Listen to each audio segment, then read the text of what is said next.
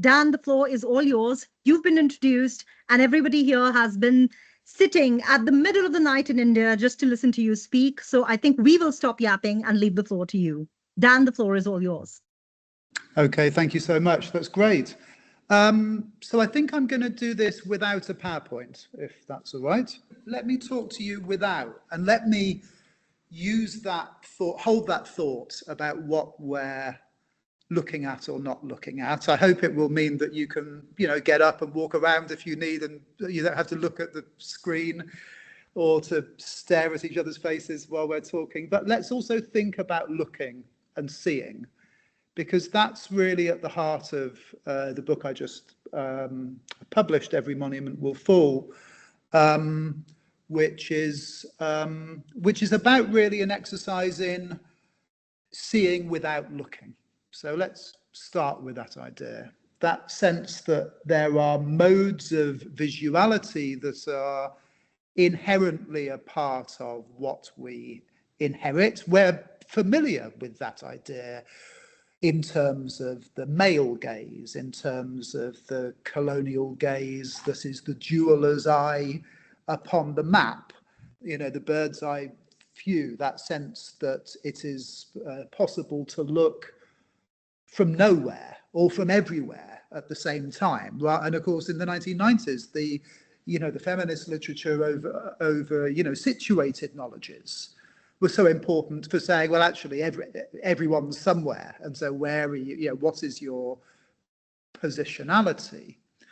But in this case, there's something else that's going on with the visual regimes and the sort of stories that I think we're all starting to have to tell as we start to link up a series of different, themes which have seemed maybe disconnected, but where the dots have been joined through activist movements, grassroots movements, indigenous-led movements, African and Indian-led movements that have a long history themselves. So the idea of seeing without looking is, for example, the reason that the book I just published hasn't any images in it. It was a decision not to. When I published the British Museums, we had to think hard about how to reproduce images that weren't making it feel like a museum catalogue. And part of what we did there was to have a mix of the halftones with which each of the chapters opened that showed sort of the photos as they were taking as they went along, but alongside, of course, wanting to see some of these amazing objects that were at the heart of the story. But when it comes to monumentality in all its different forms, there is a double risk. One risk is that I could have been showing you now a picture of the falling of the statue in, Bristol, the famous image of the man who hasn't yet fallen, or the image of the man who hasn't yet fallen in Oxford.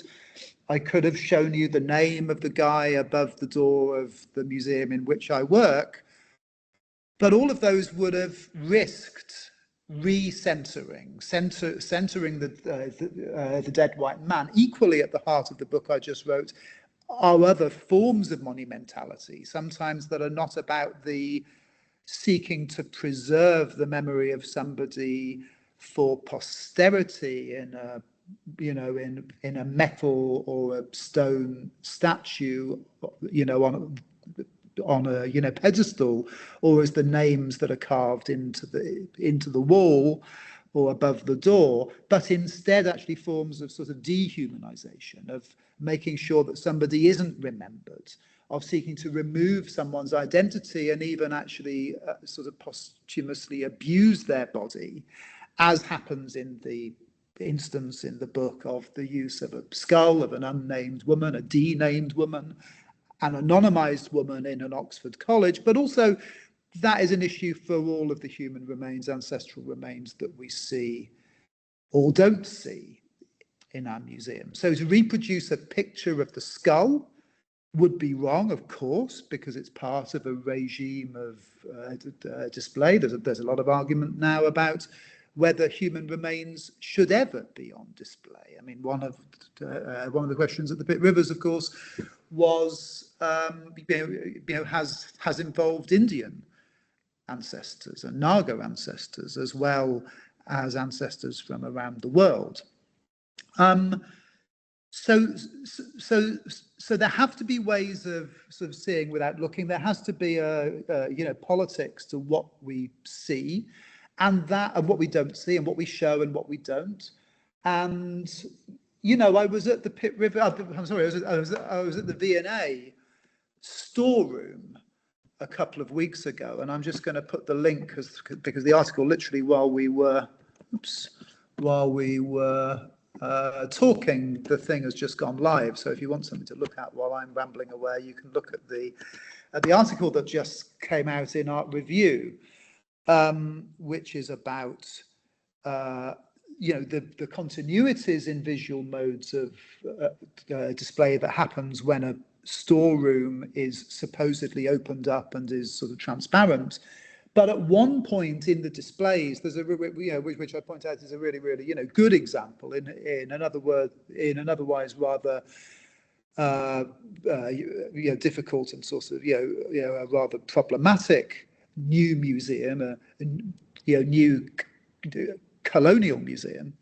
There is a display where the co-curators and the community curators and the youth curators say, these are some objects collected by an enslaver whose name we are not going to offer you. And that's incredibly powerful. If you notice, I haven't mentioned the man whose name's above the museum door, or the man who is represented when he fell in Bristol, or the man who hasn't fallen yet, but is sort of maybe in the process of falling. And we could think really hard, think about that. So that's the first thing to say, really. That's the first thing when we start sort of getting into what I'm calling militarist realism, which is part of what we're inheriting, in all these interwoven fields. A part of the question is, how do we get away from naming and censoring? What if, when you write about Curzon, you didn't say the words Curzon, Nidhi? What would that look like?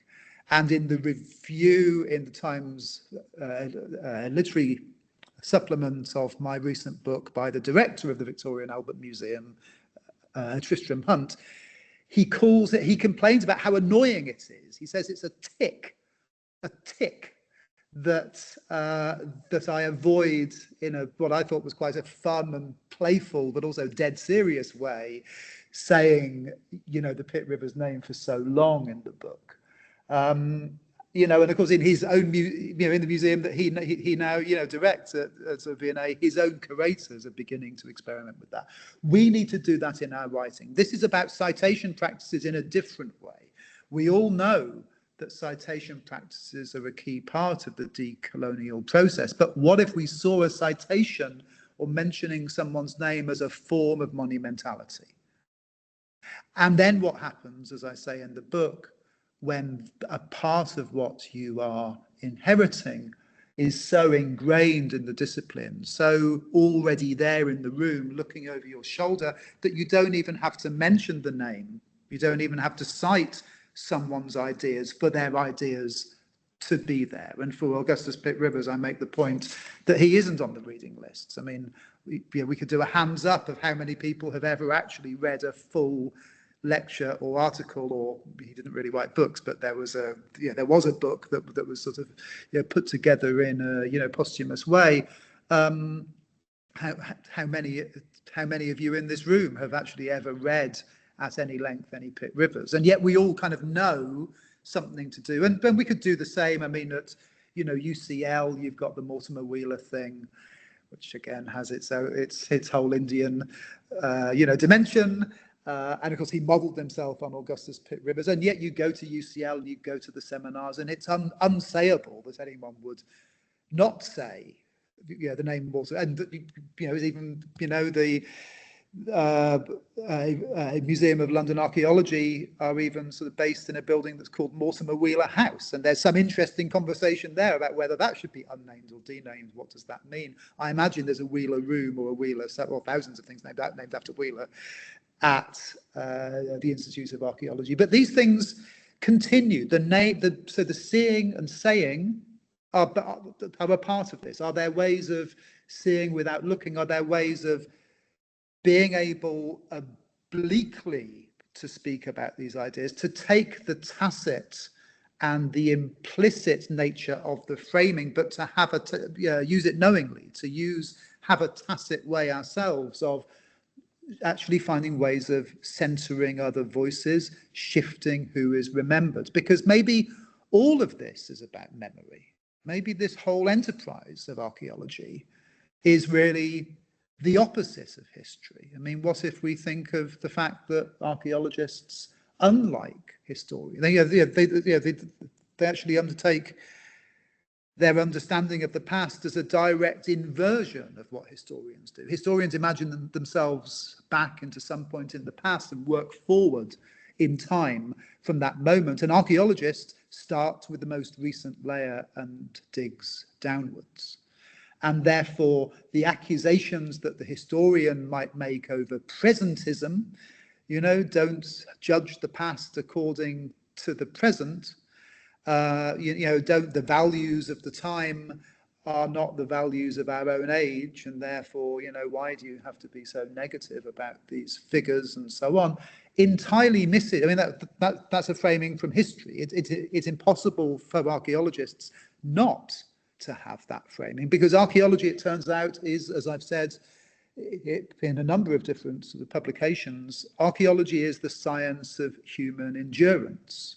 It's about what survives, who survives. It's about survival, not in all its forms. And that's really where it can be amazingly powerful. It's where it can be emancipatory in certain ways. So who we mention and how we mention them are things that have been exposed by three interrelated movements. Three movements that at the Pitt Rivers have really, rocked up at the front door, out on the lawn at one point in the form of a protest over the past sort of 10 or a little more years. As I said in the British Museums, historians will have to grapple with what it was that happened in 2014, 2015.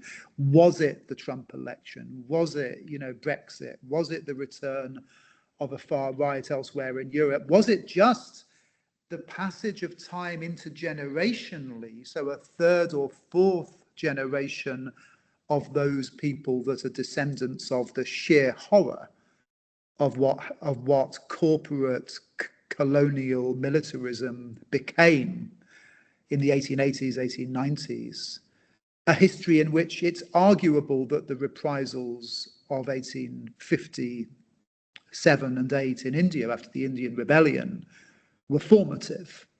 I think you can really I'm writing about that at the moment and really thinking how, obviously, the Crimean War, as I've talked about in the most recent book, is a key moment of the corporate militarism, of the war machine, of the war industry, of the arms industry really starting off. But the punishments start with Neil, and they start with, all of those atrocities, which we know that were undertaken, in the wake of 1857, often undertaken by, troops who, were actually freed up because of the end of the Crimean War.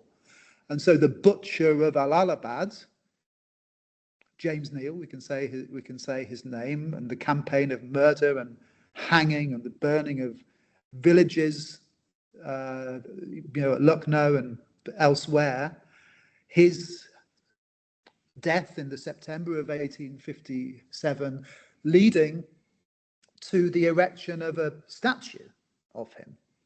I'm not sure I know what date it is, but the statue on what was then Mount Road in what was then Madras led to, in 1927, where almost it's almost the 100-year anniversary of the Neil statue protests, where with the support of Gandhi, who famously said, "We seek to destroy the principle for which this statue stands."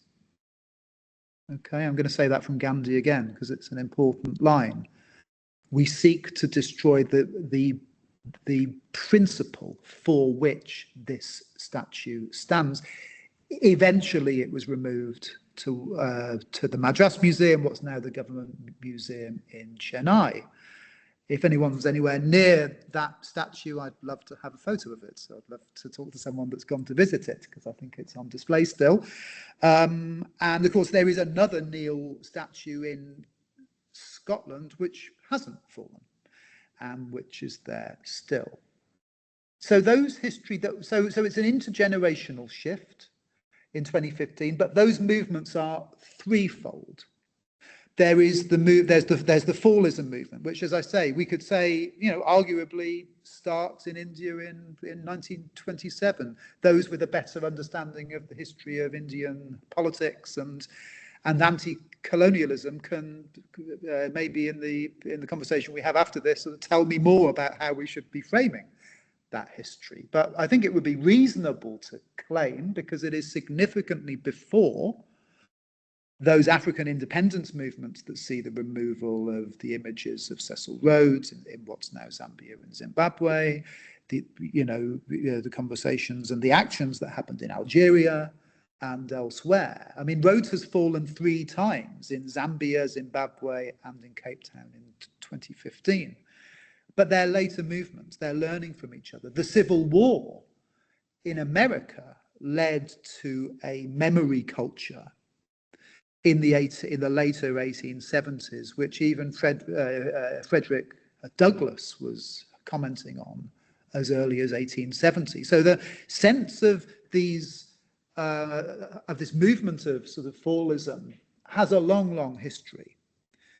But fallism and restitution and the decolonization of knowledge, those 3 movements which take place in the public square and public, civic space for the statue or monument, they take place in the museum, or in the case of the Pit Rivers, outside the museum in a protest, in the case of the restitution movement, and they take place in the seminar room and in the library and in spaces like this for the decolonization of knowledge movement. What I learned in writing the book I just wrote is that all those movements, indigenous-led, long-standing, we're told they're recent movements, they've actually got long histories that reach back into the early part of the 20th century, if not earlier. All of them are responding to entities, to actions, to histories that have been made to endure from a very surprisingly tight time frame. And that time frame runs from, let's say, the 1870s until the 1920s. And it's something that we don't have a word for yet. Or I guess we do now, because I've offered one. You're welcome to think up your own words. It'd be good if we found a word that stuck, or a term that stuck, an art historical term, but it's a movement of intellectual history as well. It has a militarism to it, in that we recognize the genre and the aesthetic of, the general sitting on the horse, wrought out of bronze, or the looted artifact in the museum, or the colonial legacy discipline, which in the book I call the 4 A's: archaeology, anthropology, art, history of various sorts, and architecture. These ways in which we inherit what we could say are the 4 M's: museums, memory, monuments, and militarism. There you go, I got them. I'm working on remembering on the 3 M's and the 3 A's. But the point is, these are all these movements were responding to a 50-year period, it seemed to me, of sort of proto-fascism, of the weaponization of culture, of the origins of what we now see as a framing as the culture war. So this idea that the culture war has a history. It's a history of a turning of the tables. It's a history of a trick. It's a psyop, if you like. Think of it as a psyop Think of it like, it's an attack upon the museums that appears to be a defense of museums. It's an appreciation of art that in reality is about the misuse of art in order to spread hate. It is about the use of knowledge in order to make sure that people understand less. All of these things are inversions, and they're projections, and they're tricks, and they're what in the old days, in an older Marxian language, we would have talked of as naturalization. We would have talked about the inculcation of individuals into that process, into feeling part of it. Whether you go to Gramsci or whether you go to Althusser, there's a body of literature, I talk about a lot of it in the book, about how people come to feel they're part of it. You come to become not exactly complicit, but you become implicated in the sense that Michael Rothberg uses that word in his book, his important book, which is called Implicated Subjects. Implication, Michael Rothberg shows us, etymologically comes from a sense of being folded in. So it's not really your fault, but you're part of it. You become participatory. It comes to matter to you, and that's how the endurance happens. That's how things persist. That's how stuff is made to last. Our bodies become, a part, archaeology and anthropology in terms of field work is often described as an experiment that you undertake with your body. You take your body somewhere else and hang out and write an anthropological monograph. You move your body into the trench, or you flaneur around the museum gallery, and you are taking your body somewhere in order to learn archaeology or learn about history. Your body becomes implicated. It becomes like what Fanon called the world of statues. Your body starts to reenact. I was always very sort of troubled by that sense that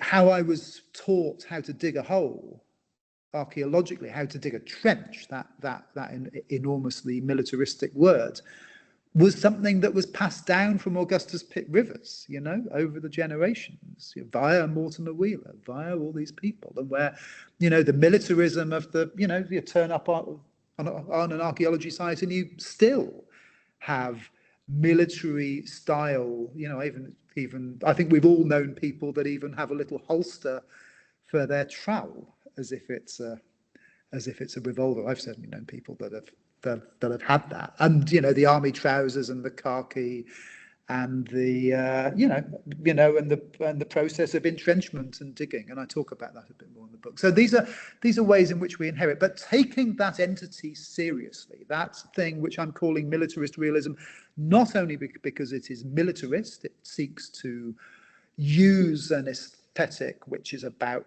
the hyper concentration of art and culture that has been taken through military force, through expanding a form of colonialism that isn't actually settler colonialism alone. It's got other sides as well to it, because this is a sort of colonialism that even reaches London or Oxford. It's in the museum. It's in the lecture theatre. It's in the streets. What sort of what are they occupying there? It's not settler colonialism alone. It's a deterritorialized layer in the history of imperialism, which is about informal empire. It's about the protectorate. It's about forms of dispossession, forms of what David Harvey calls accumulation by dispossession, theft, really. But it's realism as well, and it's realism in the sense that Mark Fisher, the late great Mark Fisher, uses the word realism in his important book, Capitalist Realism, because the point about capitalist realism is that it's wired so that you're unable to imagine the world otherwise. And that's the same with what militarist realism is doing. It's as if the statues make the men eternal. It's as if the museums make the state of affairs of who's in charge of culture eternal. It's about the knowledge in the libraries, which reaches back across the whole of the human past and the whole of the cultures across every society in the world, as if those things were, as if they were eternal, as if they'd always been that way and they're always going to be that way. And that's the trick. That's what the militarist realist trick does. So what it does is a double confusion.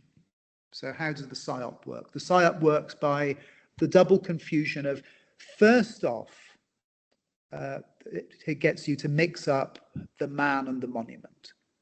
It makes you talk about Edward Colston. Oh, why did they want to remove Edward Colston? What did Edward Colston ever do? That was wrong. He did some bad things, but he did some good things. So let's have a balance sheet of what we think about Edward Colston. Let's write a text that says he did some good things and his bad things on balance. The bad things were bad and but the good things were good. But of course, this isn't about some moral reassessment of some human being. It's about that person. It's about an image of that person. It's about the choices that are made over remembrance. So that's the second confusion. There's a confusion between the thing and the person, and there's a confusion between history and memory. We are told that it's a cancellation of history, when in reality, to remove a statue, to rename a building, or to return an object is an act of reshaping a memory culture, reshaping what the Germans call Erinnerungskultur, and in Anglo-America, in Anglophone parts of the so-called the global south, around the world, there are many cultures that don't.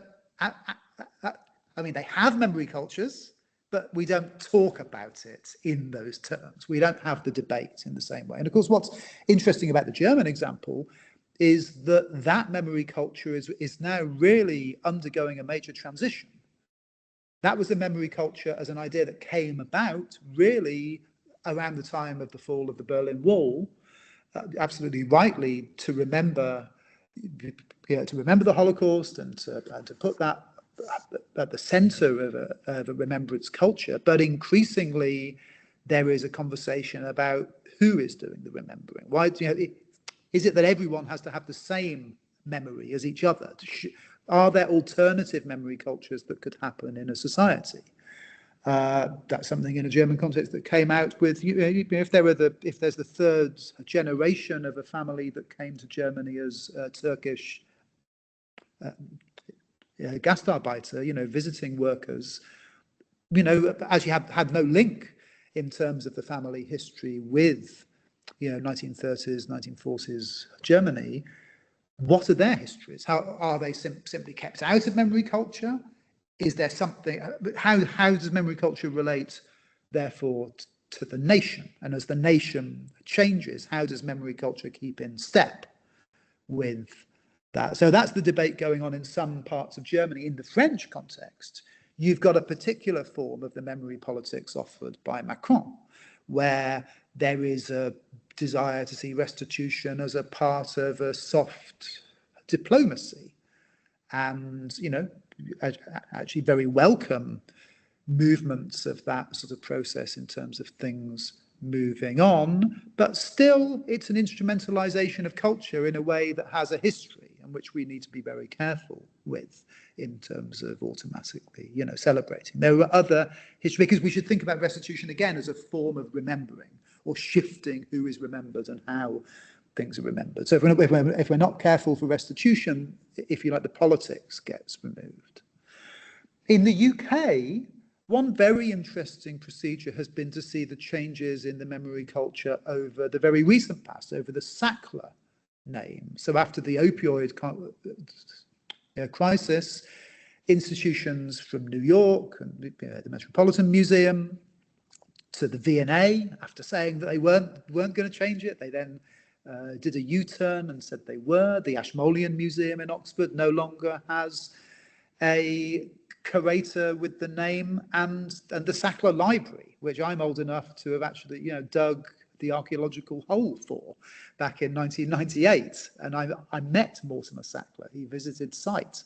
He gave everybody a bottle of champagne in 1998.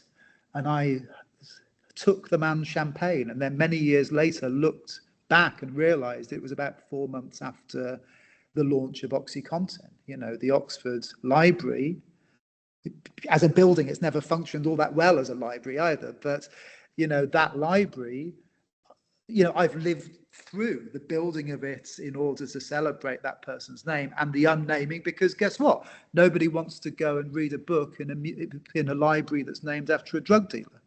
And nobody wants to go to a museum that has a gallery with that history either. So that's interesting, how you can see the renaming of the Sackler Library, but not the removal of the Rhodes statue. No one's calling for the unnaming of Rhodes House, for example. Even though if you weigh up, the questions about who we want to remember, I'd much rather, both of them are remembered because they gave money. One answer maybe is that we stop in our institutions remembering money, remembering named people's money. Maybe the decolonization of our institutions begins in the development office. Maybe it begins in fundraising. Maybe actually, anthropologically speaking, we know that money is a form of memory. It's a very good book by a man called Keith Hart that's called The Memory Bank, where he makes this wonderful argument that right from the Bronze Age in the ancient Near East, money was about remembering debt, the remembrance of debt.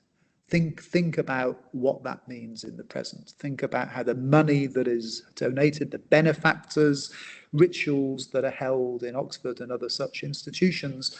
The name. Next time you walk into a named building, or you attend a named lecture, or you walk down a named road. I walked down a road a couple of weeks ago that was called Cecil Road. And Cecil Road, you would think it doesn't mean anything, but actually right next to it there is Kitchener Road, there is Curzon Road, all of that, and it's just a joke. They didn't call it Rhodes Road. They said, oh no, what about Cecil Road? So and they're built and they're laid out in Birmingham at exactly the time in which militarist realism is really taking shape. So they literally wired this memory culture into the place names. Now, there's a very long tradition of archaeologists examining place names, in the medieval period, in history and so on. It's about time we began applying that sort of thinking to the landscapes of the later 19th and early 20th century. That would be a really wonderful sort of project to do, because the way that things get named is actually really complicated, it turns out. It's really devolved, it's really local, but a lot of the civic societies that were naming things in these ways are linked to, they're linked to the Freemasons, they're linked to the military, they're linked to all sorts of local government of different kinds. So the processes by which the memory culture has evolved in different ways is a really, really interesting and I think under-researched set of issues. Sometimes a naming can be a silencing them. We need to, and of course, Trullo's work is here importantly, and the book Silencing the Past, 30 years ago now, introduced that idea, that anthropological, historical idea that, a silence in a document is not simply a silence. It's an act. Silencing the past, he writes, is like silencing a gun. There are mentions and silences whenever you talk about the historical record. And a mention is as much an act as a silence, but sometimes a mention is something which is taking up space. These are spaces in which other names might have been mentioned. And here we get to the question of who gets named and what that tells us about who counts as human. In the 1930s, Du Bois said or wrote, "The most terrible thing about war, I am convinced, is its monuments." And I think what he was getting at there was that sense of the living and the dead, of the remembered and the unremembered, of the material and the immaterial, the human and the non-human, as we might call it in the theoretical jargon of the present. So for those of us who have to suffer archaeological, anthropological theories of material culture, and to read all those books about, the Anthropocene and the post-human and the non-human and so on, remember that image, the figure of the non-human, has a long, long history, and the sheer ubiquity of the essentially the inherently right-wing sort of business school theories of ANT, actor network theory, and how it gets used in heritage studies or archaeology and so on, resurrects an image of the non-human from the 19th century and the early part of the 20th century, which has a very, very deep and a complicated and a dangerous and a troubling history. So next time you hear someone saying that archaeology is about humans and non-humans, or about the permeable nature of actors and objects, about this thing called material agency, all of that in some ways is a distraction from the forms of humanism and the forms of agency that are really desperately needed by our discipline in the present. So silencing and naming is something that gives way to humanization or dehumanization.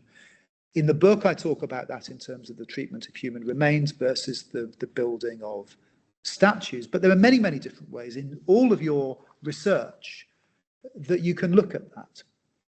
And so my message really is that this is a wider intellectual movement that's happening. It's unstoppable because that's the way that theories work. There isn't such a thing as a paradigm shift. That's not how knowledge works. But there can be occasions where the past catches up with the present, where your past catches up with you. And that's what's going on for archaeology. What I'm inspired by is reading widely citation practices that are getting outside of the disciplinary canon. So, for example, moving from Trullo into the Saidiya Hartman and the Christina Sharp use of what they call critical fabulation is something that says not only, and there's a great deal of hope here, I'd love to see this happening in Indian archaeology and heritage, the gaps have been put there, but it is possible for indigenous people, for people who've been on the sharp end of colonialism or who are the descendants of people that have, to fill those gaps with your imagination and to tell the story anyway, the story that they wanted not to be told, and to tell it as well as you can, and to tell it better, and to write it better than it was written in the version that the colonists gave you. So that's Hall, I'm sorry, that's Hartman. Stuart Hall, again, I think, his crucial interventions, when he was getting a bit reactionary, actually, with his politics sort of later in life, but his intervention over what at the time we called multicultural heritage, it was something that was going on around the time that I was doing my PhD, and the paper that he gave at the so-called Whose Heritage Conference last time that we had a new Labour government in Britain, and ideas of heritage were being rethought. What those approaches meant was that a value-led heritage ended up at the heart of the heritage sector. This was at the time through the Heritage Lottery Fund, through some of the work that what was then English Heritage, which is a very different organisation to what it is now, were doing. And of course, value-led heritage management is all about not just holding onto a building because of a famous architect or because it's a unique kind or some stylistic sense of, oh, this is a very interesting mix of the Rococo and the Baroque or whatever it is, but actually because the people that live around it are part of the community, really love this building, really want to hold on to it. It's used by the community. There was a famous example in a paper years ago by a man called Jim Gardner, and the person to really read on this is as I say in the book, is a woman called Kate Clark, who is now in Australia, late in life actually, doing her PhD. But she wrote a lot of those early documents, really important for English heritage and for HLF over what she called sort of conservation planning. But the paper by Jim was one where he took an East London street on which every one of the 18th century houses had been listed except one, because it was much abused and all the facade had been pulled off and a shop had been put in at the bottom and all the windows were wrong. So of course that wasn't listed. It was the only one on the street that wasn't listed. It was also the only one that was of such incredible value for the community, because there was a community meeting room upstairs for religious groups and for environmental groups, and there was a shop where people met each other and they bought their cigarettes and they bought a pint of milk and they hung out with each other. And it was, of course, architecture, and so the value was it was the valuing of stuff and not of people. And that now, there were advances in the UK 25 years ago on this, and we've stepped away from that.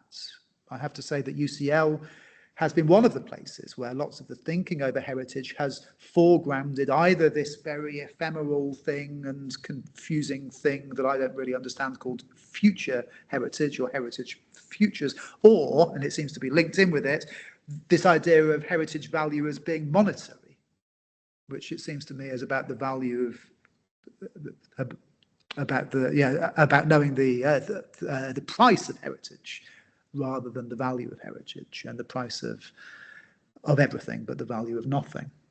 So that's where this goes, I think. Where it goes is a sense of the democratic right that communities and descendants and stakeholders and nations have to reshape their memory culture and to get away from this weird inheritance of other people's memories that were forced on us by a bunch of old Victorian generals and sort of conservative, politicians, and to reshape memory in a democratic way.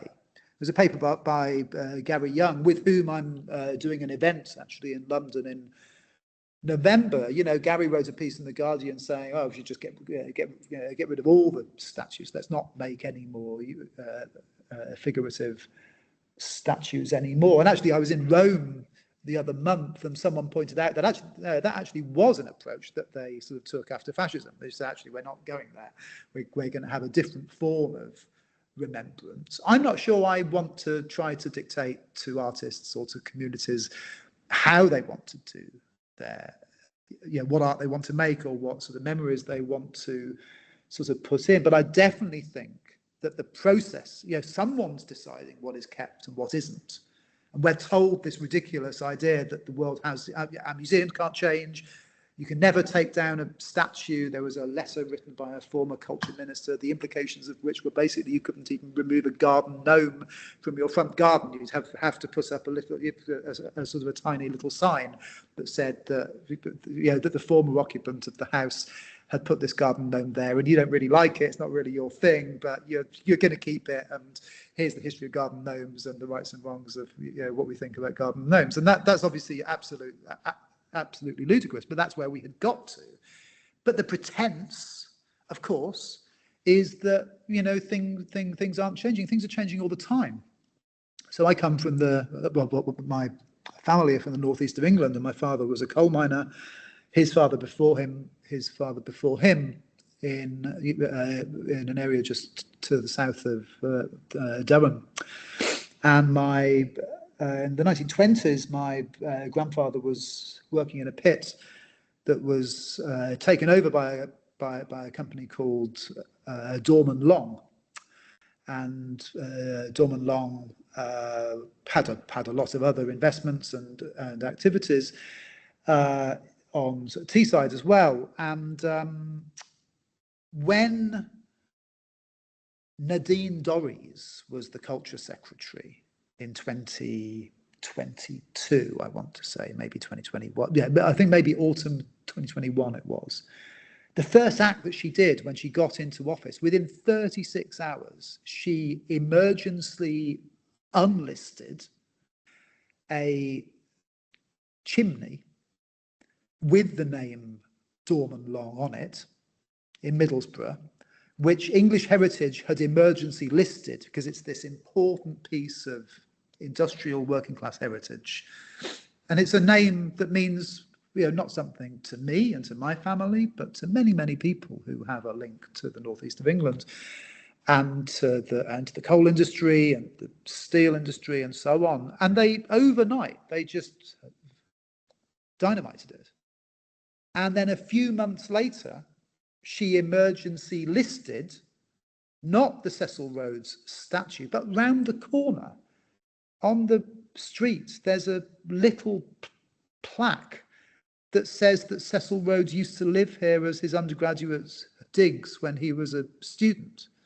And she listed that emergency bit because English, or rather historic England, had looked at it and said, this really isn't important, we're not going to list it. And she overruled that decision and kept it. So under Nadine Dorries, you saw absolutely clearly the politics of what's kept and what isn't. Because, of course, sometimes a chimney is going to be pulled down. Sometimes, you know, the college wanted to remove the plaque. It was a compromise. It was a first step towards, you know, the evolving ideas of the Rhodes, you know, memory culture. I mean, they could have put someone else's name up there, or they could have left the gap. And the gap is something, as we've learned, that you can fill with your imagination. But they kept that, and they removed this icon that you see from the train, and it was, and so on. So that, for me, it felt personal, and I'm sure for many people, this stuff in many different ways, it feels personal.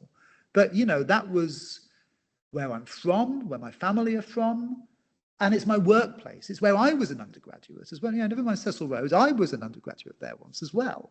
You know, not at that college, but you know, at a richer college across town, at an even richer college, you know. So for me, and now it's my workplace. You know, this is my workplace, and I'm being forced really to have that memory held onto at work, you know, and that seems, well, at the very least, it's revealing.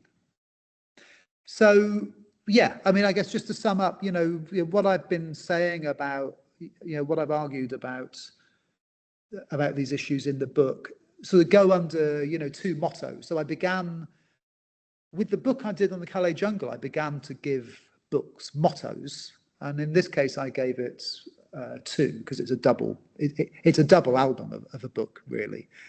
I mean, it was my second. It was the difficult follow-up album to British museums, and it ended up sort of being a double album, and therefore it gets you know, two mottos. And so the first motto is, sometimes the gap is the monument, and the second motto is, stay with the fragment. Sometimes you don't have to piece together the past in order to tell a story, to reconstruct it. Sometimes you can have a different kind of memory that comes out of, you know, out of the fragments that we're left with. So yeah, maybe I'll leave it there. I mean, go and read. The best bit of the book is the bibliography, really. So, you know, go and look up Sylvia Wynter, and, you know, look up what some of the Ursula Le Guin arguments over naming, and read her against her father, Alfred Kroeber, and the naming that her mother gave to this the man known as Ishi. Look at what we can do with Fanon and Césaire. Read widely. Go into this. There's more, you know, Maggie Nelson in the book than people might imagine, who's, you know, one of these authors that's really thought incredibly powerfully about the relationship in between fiction and non-fiction, and how to write in ways which sort of challenge that distinction in a very knowing way without it turning into lying about things. But it's a way of reading that makes you think about the real world in different ways. And yeah, you know, if you can think of a better word than militarist realism, that's great. But let's find the act of naming is important. Once we've got a name for it, maybe we can start talking about its history. It's interesting that there wasn't a name for it. It's interesting that there wasn't. I mean, the Gothic is sort of there. You know, the neo-Gothic is what they might say about. But even the railway architecture that's somewhere in the mix. There aren't really architectural, because art historians and the sort of poshos that learn how to do architectural history it hasn't been in their interests really to do that. The final thing I want to sort of say actually is there's a real, for those of you seeking to build a career in in this field, in the museums world, the heritage field, or the universities, one thing that should make you really angry is about the levels of pay when people try and work in this field. And that it should make you angry, not just for the ways that the trades unions will tell you that people should be paid better for this, and their work should be valued, but because if you keep the wages of how to be an assistant curator at the British Museum or the V&A down, if you turn the curatorial jobs into front of house jobs, even, and you have a shift, a move there, which is partly the background of the piece I just wrote on V&A Storehouse. If you have jobs at Oxbridge colleges that offer you 6 hours a week of teaching for £11,000 or whatever it is these days, they are there so that the only people that can afford to have those jobs are from a certain background. Think about how many, I mean, there were 5,000 payments made in the 1830s for those people that had benefited financially from enslavement and were now being compensated for it. That is, you know, you're getting on for 200 years ago. How many generations is that? How many people now are the descendants of that money? 2 million? How does, if you were to map that, what would it look like in terms of the real estate ownership? Who owns a house in Britain? Who can afford to own a house? Who can afford to hold down a job at a London-based National Museum or at Oxford or Cambridge? So I think that's how the gatekeeping works. This is about money in terms of memory in certain ways, but it's about money and memory and debt in other ways as well. Student debt, but also the debts that the community, that the institutions have to, putting this right. So yeah, I think I'm gonna. I say that really just to point out that the thing about militarist realism is it persists and it changes form, like the game.